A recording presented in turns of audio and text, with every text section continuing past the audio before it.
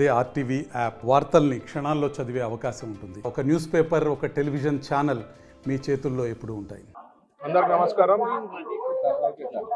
Ministry birth తీసుకున్న తర్వాత ఈరోజు తిరుమలకు రావడం జరిగింది. వెంకటేశ్వర స్వామి ఆశీస్సులు బాగుండాలని చెప్పి, ఒకటి రాష్ట్రానికి ముఖ్యంగా, ఎందుకంటే మీకు తెలుసు ఎన్నో ప్రాబ్లమ్స్ ఉన్నాయి మనకి. సో మా సార్ చంద్రబాబు గారు సెంట్రల్ గవర్నమెంట్కి ఏమైతే అడుగుతారో అవన్నీ కూడా నెరవేరాలని నేను మొక్కడం జరిగింది. సార్ అట్లా పోయి అడిగితేనే శాంక్షన్ అయిపోవాలా, అది చాలా బాగుంటుంది. అట్లయితే అలాగే రాష్ట్రానికి మంచి ఇండస్ట్రీస్ రావాలా, ఎక్కువ జాబ్ ఆపర్చునిటీస్ క్రియేట్ అయ్యే లెక్క చూసుకోవాలా. ఎందుకంటే పెద్ద ఇండస్ట్రీస్ వస్తే ఇక్కడ జాబ్స్ ఆల్రెడీ దాదాపు 20 లక్షల ఉద్యోగాలు ఇస్తామని చెప్పి మన గవర్నమెంట్ ఫామ్ అయిన తర్వాత ఆర్ బిఫోర్ మనం చెప్పడం జరిగింది. సో ఖచ్చితంగా మంచి ఇండస్ట్రీస్ వస్తాయని నమ్మకం నాకు ఎందుకైతే ఉందంటే, మనకి చంద్రబాబు గారు అనేది ఒక పెద్ద బ్రాండ్, మీ అందరికీ తెలుసు. సో ఫ్యూచర్లో పెద్ద పెద్ద ఇండస్ట్రీస్ వచ్చేదానికి అవకాశాలు బాగుంటుంది. అదిగాక కర్నూలుకి వచ్చేసరికి నేను ఒక ఇండస్ట్రీసే కాదు అన్ని ఏరియాస్ చూడాలా. మా కర్నూలు కూడా మంచి అభివృద్ధి కావాలా, ఎందుకంటే ex capital of Andhra Pradesh 1953 to 1956లో.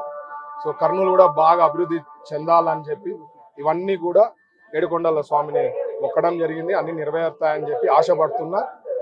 త్వరలో మనకు హైకోర్టు బెంచ్ కూడా జీవో వస్తుందని చెప్పి చంద్రబాబు గారు లాస్ట్ టైం చెప్పడం జరిగింది. సో ఇట్లాంటివి ఎన్నో మంచి కార్యక్రమాలు చేస్తాము. ఇంకా 100 days కూడా కాలే. మీరు చూస్తే ఎంత ఇండస్ట్రియల్ ఫ్రెండ్లీ మా చీఫ్ మినిస్టర్ అనేది మీ అందరు చూసింటారు. అంతకుముందు మెడ్ సిటీ వైజాగ్లో పోవడం, నిన్న శ్రీ సిటీకి పోవడం, ఇండస్ట్రియలిస్టులు అందరూ కూడా పరుగెత్తులు పెట్టి సార్ని అపాయింట్మెంట్స్ అడగడం జరుగుతోంది. అంటే ఆయన ఒక క్రియేట్ చేశారు హిస్టరీ. ఎవరికి నచ్చినా నచ్చకపోయినా హైదరాబాద్ ఈరోజు రూపురేఖలు మారిందంటే ఒక చంద్రబాబు గారి వేసిన విత్తనం ఈరోజు ఎక్కడికో వెళ్ళిపోయింది హైదరాబాద్ అనేది.